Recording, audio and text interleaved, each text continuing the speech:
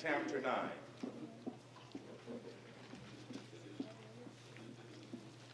In Acts chapter 9, the beloved Luke wrote the following words, and I will be reading from the King James Version. And Saul, yet breathing out threatenings and slaughter against the disciples of the Lord, went unto the high priest and desired of him letters to Damascus, to the synagogues, that if he found any of this way, whether they were men or women, he might bring them bound unto Jerusalem.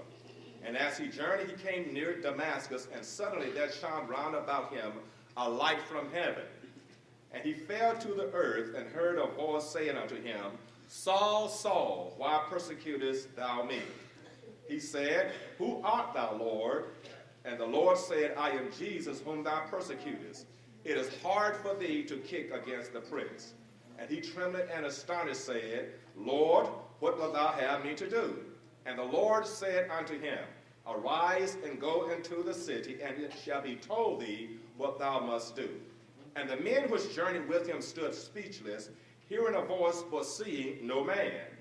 And Saul arose from the earth, and his eyes were opened. He saw no man, but they led him by the hand, and brought him unto Damascus.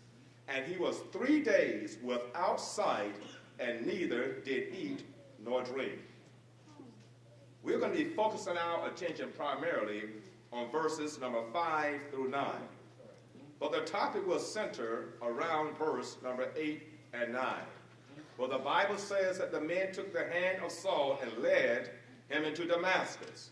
And the Bible says in verse 9, and he was 3 days without sight, and neither did eat nor drink. I'm sure that all of you will agree that mankind is known for categorizing, labeling, or either stereotyping people and objects. That is common in our society. When a particular person has some sort of physical deficiency wherein he is not able to perform a normal act that is considered satisfactory, he is considered abnormal or handicapped because of his deficiency.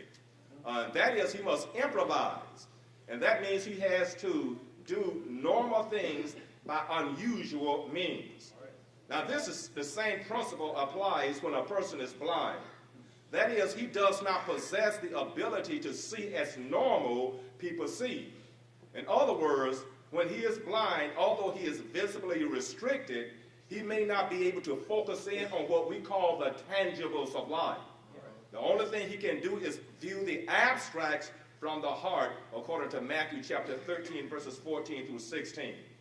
One of the original 5 blind boys of Alabama said, I don't want to see this dirty, filthy world. I see more than you do by faith. Now tonight, in looking at Acts chapter 9 and verses 6 through 9, we're going to focus our attention on one man who was blind temporarily, physically, but he had been blind spiritually for a long time. And we're going to address the topic, what the blind man saw. What the blind man saw. Now, this may seem like a paradox because if you say, if a man is blind, how can he see?